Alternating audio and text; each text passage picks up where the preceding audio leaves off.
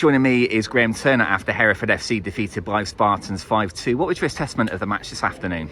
Well, it was a very impressive performance from Hereford, as the scoreline suggests.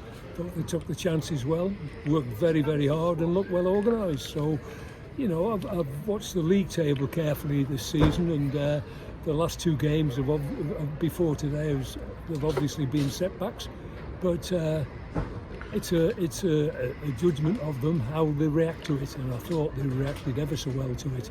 Manager got it right, the team selection, the way they approach the game, absolutely superb. So that's a big fillet for the club. Speaking of the manager, you helped the club select Paul Caddis last April. How do you think he's doing as manager? I think he's got a very bright future ahead of him. I think that I was ever so impressed.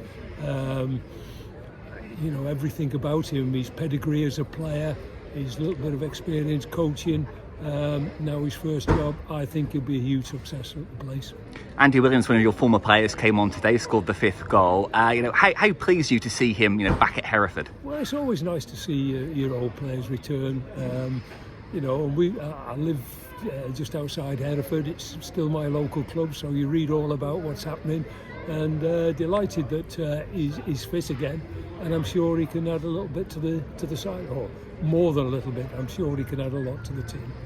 You were here for 15 years, from 95 to 2010. I was reading some of the old books the other day, particularly the early noughties when the club was struggling. What was the catalyst for you to turn it around and then get it, all the way up to League One and face like Leeds and Leicester and Huddersfield? Well, I think that if I look back, it was an FA Cup game. We were in dire straits financially. I hadn't been paid for 5 months, something like that. The secretary, Joan Fennessy, she hadn't been paid.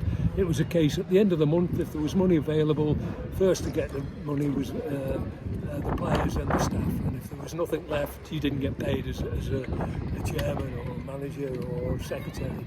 So times were really difficult, and I think the catalyst might well have been, I think if memory serves me right, and my memory's not too good these days, I've got a feeling it was Dover and Wrexham in the FA Cup.